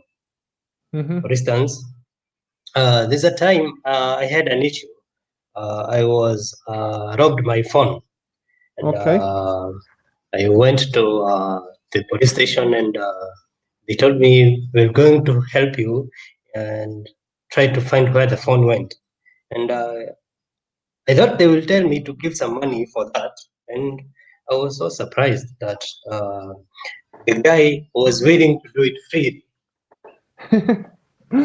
But you see, you shouldn't be surprised in a civilized world. Actually, I shouldn't be surprised, but I was actually surprised because you see, we have, like, if you listen to every guy, they have that mentality of the police are corrupt. Every policeman you find in the street, that police is corrupt, but actually they're not all corrupt. And I agree. Through watching some histories about the Kenyan police, like the police in Kenya, I've seen some of them being praised for doing good things to the society. Yes. The thing is, I do believe that in general, around the world, most of the people are good people, but the bad people, they make the good people look bad. The entire image of the police in Kenya is a very bad image, but for sure 90% of the people are good, but that 10% will destroy the reputation of everybody else. And again, we need to look at the basis of bringing this corruption through the police, because if I am willing not to be corrupt or to give something to the policemen, definitely they will not come asking for anything from me. So if we have to clean the police, we have to clean ourselves first. Yes. Right. I agree. So, like, for instance, there is a time I was working with the matatus. I'm sure I've seen you traveling with the matatus. And we used to give these 50 shillings, like every stop you give 50 shillings, some stops you give 100 shillings, and they're sure you're giving. They'll be sure that you'll be giving some amount of money. Yes, I noticed that. It's like the police stops you and is like, give me the money and I will not check your car. And and I would say, like, it's like a culture in the police department, and of which that culture can only be trained by us again. Yes, so I get. So if I would go to blaming the police, I would blame them on another side rather than on that side that everyone is going to. I'm very thankful for how you shared your experience. I was searching for it. I'm happy you shared what you shared. For instance, if I compare where I am, I'm in Qatar today, and policing in Qatar. Oh, okay. The policing in this country, it's well systemized, and it's hard to find a policeman maybe coming to you for a bribe. So that's nice. If I bring that kind of ideology back home of systemizing the police system, or the police community, then I think that would solve a bit of the problems that we're having with the bribes. Yes. Sure. So I would like to ask, what happened to you? No, go look. I don't want to repeat it because there were already people connected. So if you scroll to the start of the video, you will see what happened to me. Just because I do not want to repeat it all the time. Sure, I will do that. Then I would like to thank you for coming to Kenya and advise more guys from Italy, I think. From everywhere. Look, 60% of the viewers, they are from abroad. So they are interested in coming to Kenya. They never heard of Kenya before, and now they are interested. So I think I'm doing something good. I know sometimes there are bad topics, but I think I'm doing something good. Yeah, definitely you're doing something good. And advise them to come, even try to come and try the way you came. I've been following you from the first day you came, and you've been doing good, by the way. Congrats for that. And it's a pleasure for me to be speaking with you right now. I really appreciate you for that. So personally, when I come back to Kenya, I am a tour guide, and I know there are ways that you can buy safaris when you come independently, when you're coming with a tour company, or when you're coming with a company. Okay. Well, buying a safari in Kenya, sometimes you can find guys who are selling the packages to you at a cheaper price than the way you can buy them here in Europe. I agree. Thank you so much. Welcome so much. Have a good night. We're sleeping too. now. Thank you. Thank you so Bye. much. Welcome. Bye bye. We have Isaac. Thank you, Sher, for the donation. Hello, Michael. Hi. How are you? Okay. All good. This is I'm very happy to meet you, because twice I give up. I think you had twice. What do you call it? Twice in the first day I give up after an hour. You know, it was too many people. Today I was lucky. You know. Yeah, the line is incredibly long, and I try to not put Yes. the same people all the time. So you know, there Yes. is a bit of everything. I tried, and I'm so happy to meet you. So how, you know what? Let me tell you my experience. What happened to you? I don't know if it is like a scam or I'm not sure, but maybe people will learn from it. You know. By the way, This where is are you like, from? I'm originally from Ethiopia. You know. Okay, nice. So what happened to me is like up in 2008 or 9, I think I was in Rome. You know. Yes. So I went to visit in Rome, and when I arrived in Rome, I booked a hotel next somewhere in Termini, you know, the train station. Yeah? So what happened is I wanted to buy clothes and stuff like this before I leave, because I was there only for one day. So I go around, you know, around Termini to buy clothes, and there are lots of Chinese shops. So I didn't want to buy the Chinese clothes. You know, I need like Zara and stuff like this, you know, to buy something. Okay. So what happened is I was looking for it and I couldn't find. So in front of Termini, there is the African, you know, where they stand, the refugees. Maybe if you notice. Yes. So I see, okay, one black guy. So he's my brother. So I went and asked him, where can I find this kind of, you know, clothes and stuff like this, if you can help me. And in my mind, I was thinking, if he allow me, he go with me and I buy something, I might give him something, you know. Yes. So he said okay. And then he took me down, and then he took me the same place, you know, where there is the Chinese shop. And I tried to explain for him what I need is this clothes, and he didn't understand me. So during the day, I buy from the Nike, from inside Termini, I buy shoes, Nike shoes. It's almost 200 euros. And I show him the shoes, this kind of shoes. So he told me, how much you buy this? Around 200. And then he said, okay. And then immediately he changed, you know. I don't speak Italian, so he take out his phone, he start talking to people, you know. So it's like something that I suspect something, you know. We was walking, and I told him, let's go back to Termini, you know. We was walking back to Termini. He told me, man, I saw him giving sign, you know. He was in the phone. I saw him giving sign to people, like I think he's trying to rob me, you know. That he's trying to tell them. So what happened is I walk to the Termini, and he followed me, and he told me, bro, let me show you. I go inside and I explain for him, bro, I'm smart enough, you know, I know what he was doing. He was trying to make me rob, you know.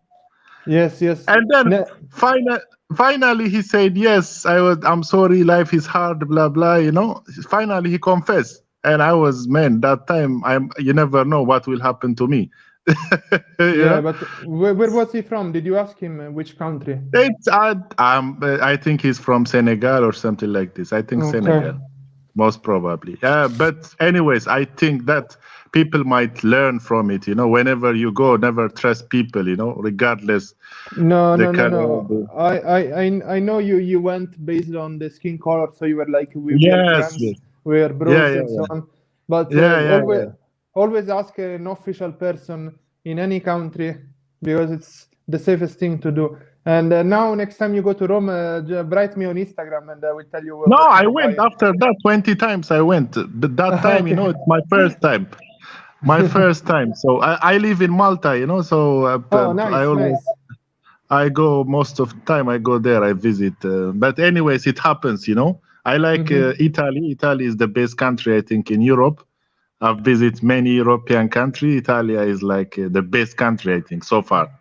I've been Thank to you. many European countries. I think Italy is the best country, I can say. Thank you. What do you Thank you think? so much. Where is Well, the best African country for you so far? You've been only in Kenya, I think. I've been in Kenya and Morocco, so for now, Kenya. Well, no, okay. I don't think there is soon you change your mind. I don't think. I think you're stuck with. I'm going to Egypt soon to meet one of my best friends. So it's Okay.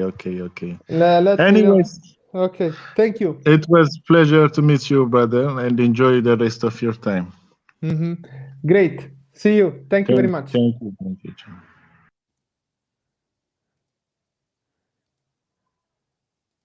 Mary, you have to click on the button that will let you speak using the microphone. But in the meantime, guys, thank you again to Sher for the donation. What I'm doing, speaking to you, I don't know, I found it very interesting. I started it via mistake almost, but it was fun, and now we're going on. Hello, Mary. Welcome. Asante. Karibu. Sorry. Hi. Hi. How are you? Hi. Fine. Is there background noise? There is Hello? just a little there is, yes, but okay. It's bearable. It's Okay. bearable. Okay. Yeah. Hi. Hi. Hi, everyone. Okay. I just wanted to say hello. Yes. Yes, that's all. I just wanted to say hello to everyone. That's all. That's all. I've been Okay. listening to all the stories. Yes. Thank you. Bye. Asante sana, Let Mary. someone Have a else good give day. a story. Okay. Okay. Okay. Perfect. Bye. Thank you. Bye. Bye. Hello. Hi, Jen. Hello. How are you? I'm fine. Nice to meet you. Nice to meet you too. So how is everyone here? Can you listen to me? Yes. I'm loud enough. Yeah, Okay. the louder the So, better, but tell me that. I know I'm from now watching the Manchester United game now. I'm very happy. As you can see, a smile is on my face everywhere. Okay. So how are you doing? All good. What about you? I'm very You fine. are doing great. Okay. Yeah, I'm very good. What would you like to share? Yeah? What would you like to share? Nothing much.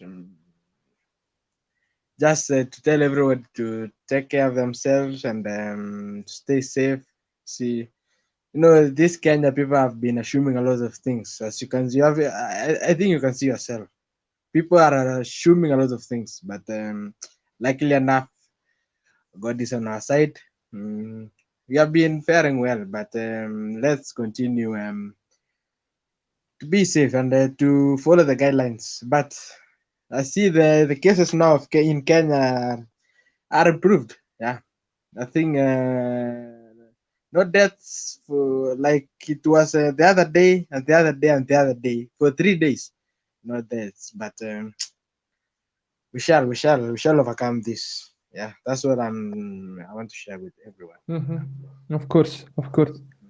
Thank you for calling in. It's okay. You're welcome. You too. Take care. Karibu. Thank you, Sante. Welcome.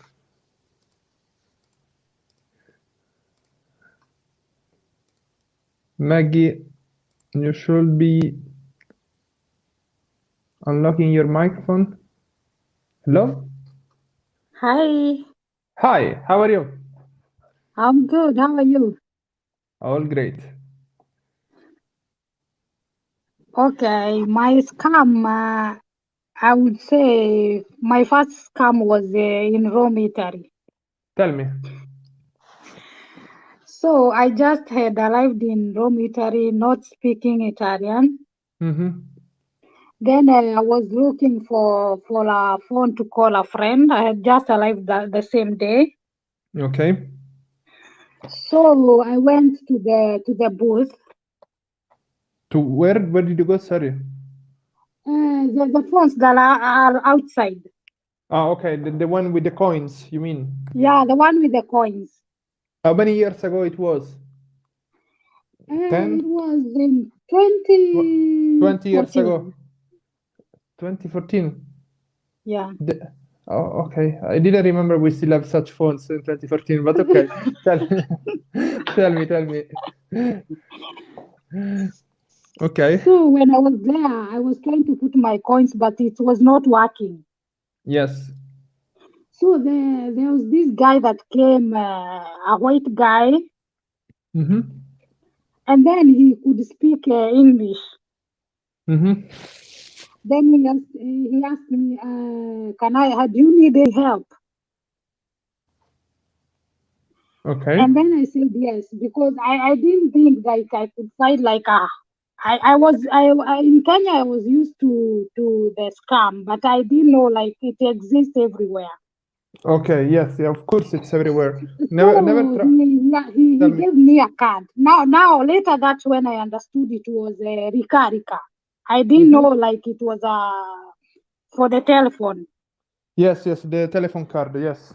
Yeah, the telephone card. Then he told me, this one is 10 euro. You can use to call with it. And then he went. Then later I tried to call.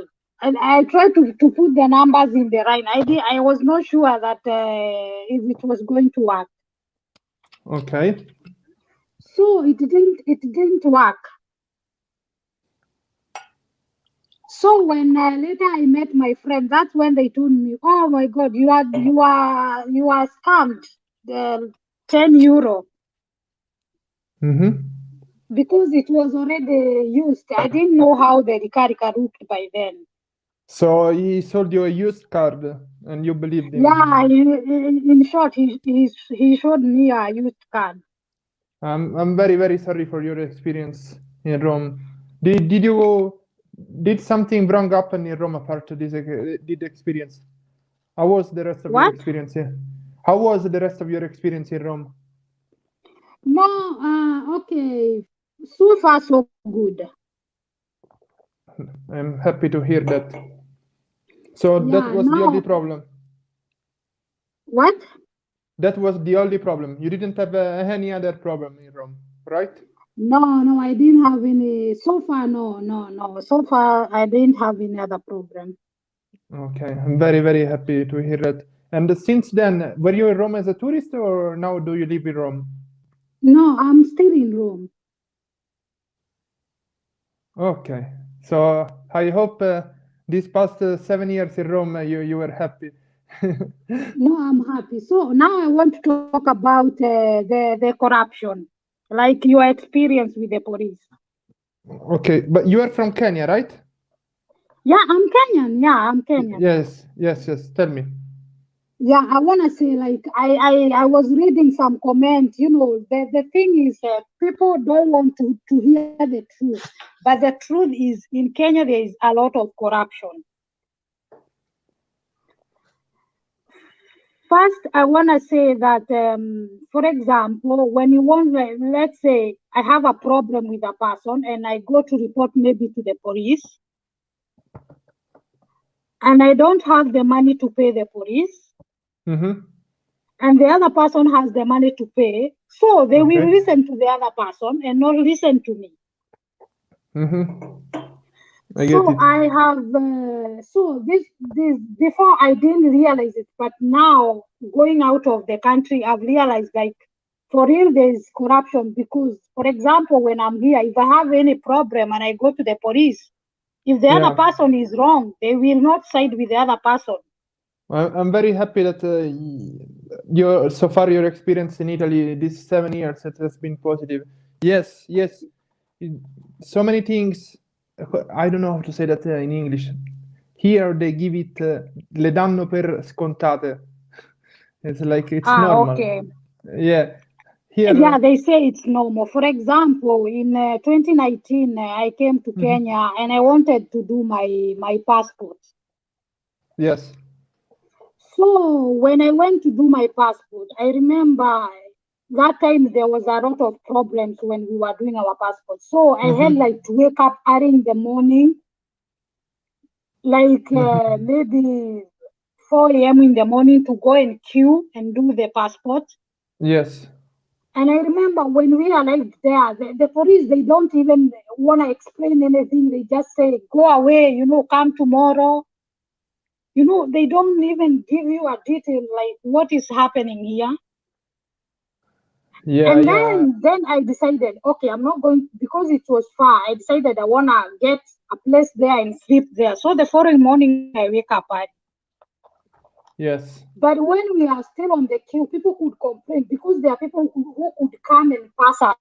Like people that have already talked with the police. Even some police could tell us, if you have this amount of money, give and you get a card from the line. Yes, Maggie, I completely understand your situation because I had the same problem with the visa renewal. It was like if you pay money, you are the first in line. But sadly, it's like that. Hopefully, things will change. I don't know. We'll see. Look, Yeah, exactly. Maggie, So for me, I decided, okay, I queued, and then when I was there, people were still telling me, if you want to get your passport faster, you can pay for it. Okay. Look. So I decided that I'm not going to pay for it. I will wait for it. I waited for it for a long time, but finally I got it. I'm happy that also the normal way it went through. Thank you, Maggie, for sharing, and thank you for living in Italy. I'll give space also to other people. Thank you so much. Okay. Okay, bye bye. Bye bye. Ciao, grazie. Okay. Oh, buonasera. Buonasera, abbiamo un bel... Buonasera, buonasera. Ciao. Una bella bistecca fiorentina. Dio santo. Beati voi. Abbiamo un rosso di Montalcino qua. Io ho un principato di Pinot Grigio di Pavia. A posto. Italia con amore. Mamma mia, beati voi. So how's life in Kenya, man? I'm not getting this food. I should be getting the same food. Man, Italian food is always going to be #1 in the world, no matter where you go. I agree on that, but we have so much beef in Kenya. They should be making a steak with no problem. Nyama, right? Nyama choma, yes. Nyama choma è carne arrosto. Say something. I'm busy now. Wait a second. Not fair. You should cook it from the bone also. You should put it vertical for a moment. Yeah, you have to put it vertical too. Yeah, I did already. Vero romano qua. Dai, è grande. No, comunque è zero romano. Comunque, buon viaggio e divertiti. Grazie mille. Tanti saluti dall'Italia. Ciao, grazie, buona serata. Yeah, Mr. Critic, that's exactly what I said. You should do the side or the bone. Anyway, we have Kenyan by marriage. It was super interesting. This is Africa. Mayor Ponte, how you doing? All good. How you doing? Excellent. So I got 2 stories for you. Fantastic. So the first one, I believe it was 2008, CBD Nairobi. Me and my wife, we went to the immigration office just to get some information way back then.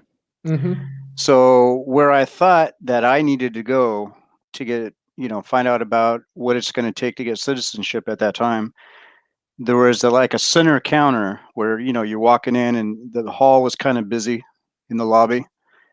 And I went up to one of the 2 ladies that was at, I guess it was like an information desk. The younger of the 2 said,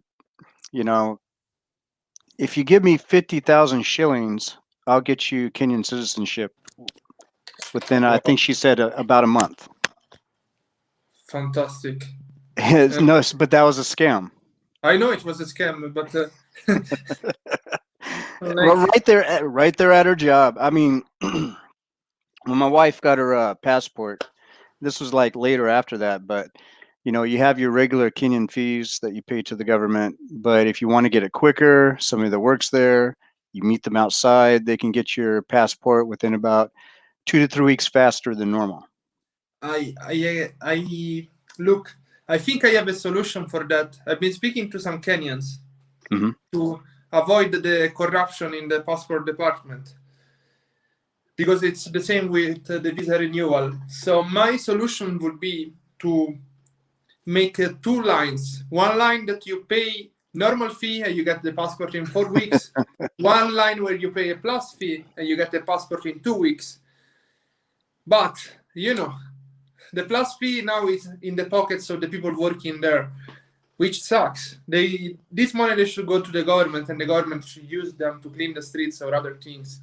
And instead, okay, well, here in the U.S. they have a scam too, and it's through the U.S. government. To get your passport, you can wait the average 4 to 6 weeks for the normal price, which I think is about $140 now, or you can spend about an extra, I think it's $40-50 to expedite it within 3 weeks for sure. Yeah, and that's all. That's pretty much, you could fill out your information at the post office, and then you get it through the mail. So that's built-in corruption right there. Yeah, but I would prefer the US method instead of the local method right now, because right now it's just if you have money, you can pay the wrong people, and the wrong people, they will keep the money for themselves. At least in this way, the money will go to the US government. Right, and hopefully that it's going to be applied to something that's applicable to the taxpayers. But we'll see. Instead of lining somebody's pocket so they could pay their DSTV. So here's the other story. Now, this is probably around the same time in Nanyuki, outside of Nairobi. Yes. Now, the way I was raised, I was raised in what's considered like the hood in America and stuff like that. So I'm used to scams. I'm used to people begging. I'm used to people doing this and that and the other. So, you got a lot of street kids, in a lot of areas of Kenya. And so there was always this small group of boys on this one strip here in Nanyuki. So they would always ask me, could you spare any change? And I'm like, I don't have it.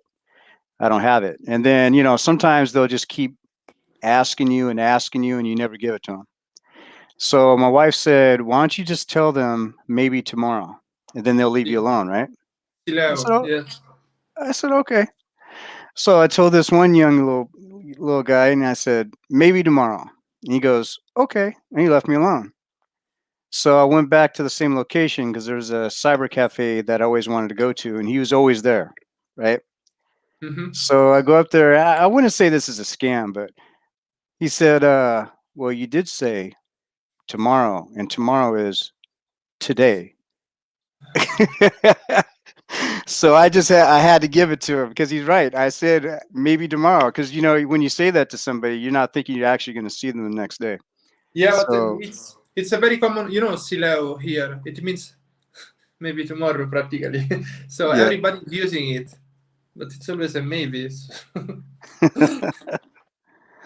Yeah, it's and I guess another third story. Now, this is not a scam. I don't know if you've ran into this before, but me and my wife, we used to live in the pipeline.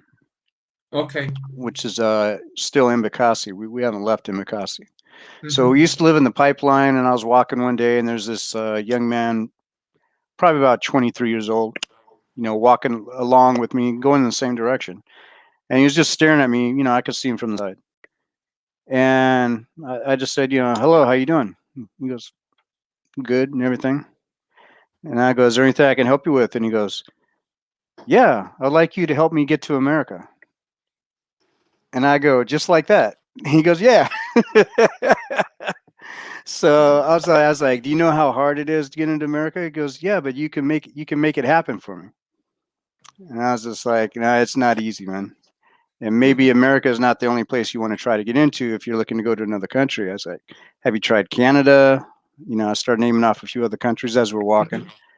You know, a few of these other places are still going to be hard to get into, but America and the UK are the two hardest countries to get into. So, but anyway, it's like, as far as corruption and stuff like that, you know, there's been a few attempts, but I'm not easily moved. There was another time where me and this other gentleman from Nanyuki, who was running for mayor in this one area of Nanyuki, and we went to the other side because they had a dispensary that was built, and the government was building a dispensary in his area. So we went there. They also had a library at this other location. The chief had an office there, you know, like the area chief, and I had a camera, and you know, we had a little meeting with him first before we walked around the compound. And he's like, just don't take any pictures of anybody. I was like, no problem. Because I don't like taking pictures of anybody, but if they ask me or what have you, I might take a picture. I don't always say yes to their request. Because I don't know if you noticed, because some Kenyans will say, will you just take a picture of me? And you're not even trying to take a picture of them. So yeah, they always do that. Yes. Yeah. So and then a lot of them are like, don't put me in your photos whatsoever. So So anyway, a lot of the friends in that area knew him, and they knew that I was with him. So they wanted me to take pictures of them, but we were still on the compound. We haven't left the compound yet. Okay. So I was like, okay, it's no problem, because I was going to delete the photos. All they wanted to do was see their photo on the screen. That was it. Yes, So I was taking photos, and we had time to kill. And the chief came out all pissed off. He's like, come with me, come back to my office. You come in the office. So when we were in the office, there's a couple of these guys that went to the chief, and what it really was they thought, okay, this is Mzungu, so we're gonna try to get some money. So he's like, I told you not to take photos of anybody. I was like, you're right. I wasn't taking photos of anybody just by me doing it, but they requested. He goes, well, you're still on the compound, this and that. I go, you know what, you're right. And he goes, if I wanted to, I could take your camera. And I go, no, you can't. So basically, I can tell when somebody, when they're not trying to be direct, they're trying to be indirect to get money out of you. That's what the chief was doing. There was an opportunity for him and the other guys that complained to him to try to get some money. Yes. So I stood my ground. I was like, you're not getting nothing. Look, and this thing is crazy because I used the same tactic. I told to them when I wanted my camera or me to delete the footage, I told to them, I know people in the government. You cannot do that to me. Oh yeah, I heard you say that before, but you know, I don't even do things like that because. But you know what is funny? Somebody in the government is my subscriber, so indirectly. Yeah, it's the thing is that I educated myself on what you can and cannot do with the camera in the country of Kenya, and this is like my first or second year that I was in Kenya. So, you know, but as far as taking photos and stuff like that, I already knew all the stipulations of what you can and cannot do ahead of time, because that was one of my main priorities. And the way I was raised, like if somebody came in my neighborhood with a camera, we would think that they're like maybe an undercover cop or reporter, this and that. And they just like to take photos, and they think they can just take photos of anybody without asking, right? So I'm one of those people that I'm very critical when I have a camera. And if I'm going to be taking photos of a building and I know there's a crowd, if anybody says, don't put me in the photo or shakes their hand, no, I'm going to blur them out and I'm going to cut them out. Or if we're able to engage with each other, I'll let them know that you're not going to be in this video, you're not going to be in this picture. Because I like to respect people on that. I agree with you. But you know, sometimes what happens, like I'm shooting a vlog, I didn't shoot nobody. And the people that they were on the side of the shots, they come to me and they ask me, give me $20 because I was in your video. And I'm like, you weren't in my video. And they're like, give me $20. You know what I tell them to do? You know what I tell them to do? Go kick rocks. Go kick rocks, because that's a scam. You could go kick some rocks. and then I'll walk off, because the thing is that nobody's going to strong arm me, whether they're in the photo or not, to get money out of me. It's just not going to happen. It's never happened. It's just not ever going to happen. You're going to have to rob me. Yeah, it was me and a Kenyan friend. We got surrounded by 10 people asking $20, and these 9 other dumb people, they came just because one of them told to them, "Oh, this guy made the photos of us." Like, they just proceeded blindly. It was stupid. It was stupid of them, and we had the police 100 meters away, but I don't know. Yeah, and the other thing too is I don't just say to everybody, go kick rocks. It gets to a point where if it's, because it's even happened here in the United States, but most people in the United States, they don't care. There's so many cameras everywhere. It's you lose count. But the thing is that if I have to tell somebody that literally, it means that the conversation has gotten to a point where they're disrespectful. Yes, I agree. I understand. Okay. I like to treat people as they want to be treated, but if you want to treat me in such a way that I have to say something like that, then that's because you went there. And I find that in Kenya, there's a lot more respectful people than there are disrespectful people. Here in the U.S., you can get into a fight over nothing, absolutely nothing. So there's a big difference. But yeah, as far as what you're going through and stuff like that, I would never pay into corruption. As far as the police are concerned, I've never had any issue with any police. The best experience I've had was in the CBD at night, and I went outside to get some air. There were some clubs across the street from me and my wife's hotel where we're staying. She was up there, I was down there, and then three police officers came up with AK-47s, whatever, and they just warned me. It was like, you're here at night. You're not from here. We just want you to be safe. You might not want to be standing right here. And where I was standing was across the street from the Hilton. I met some police officers like that. They always told me, keep your phone away and so on. And they were very kind to me too. You know what I found out? I spoke with a Kenyan grandma, and she was here during colonialism, of course. And she told me that in Nairobi in the 70s, it was the safest place ever. That's what I've heard too. You could have walked at night, nobody would have robbed you. The shop were open 24 hours. The city was clean. Like, these old women told me like incredible stories that I would have never expected. In the last year of colonialism, I think Nairobi was as advanced as the other cities in Europe. From the way she told me. Probably from at that time, at that day and age, yeah, probably. Yes. The other thing too is looking at the history of Nairobi, and there's probably some historians here because you got quite a few people watching. Back in the early 70s, the population wasn't even near 1 million, from what I can remember. Yes. So when you have a lower population count, it's much easier to maintain a city like Nairobi. I mean, it grew so fast. It's kind of like, it kind of reminds me of Mexico City in Mexico. Mexico City is the most dense city in the world, more so than Tokyo. And basically, almost everybody that lives in Mexico City, which is pretty much like Nairobi, is from somewhere else that moved there looking for work.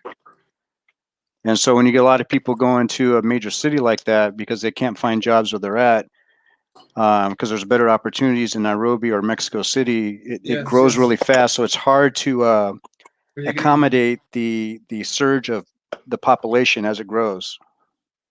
And so, yeah, I could definitely see that. And I believe what she had told you, because that's the same story all over the world in a lot of places. Well, thank you for calling in also today. I'm very happy to talk to you. Okay. I know you love Kenya. I'm very happy that I have someone like you watching my channel. All right, bro. I'll let somebody else come on. Thank you for having me on. And everybody, on that note, I'm out. See you.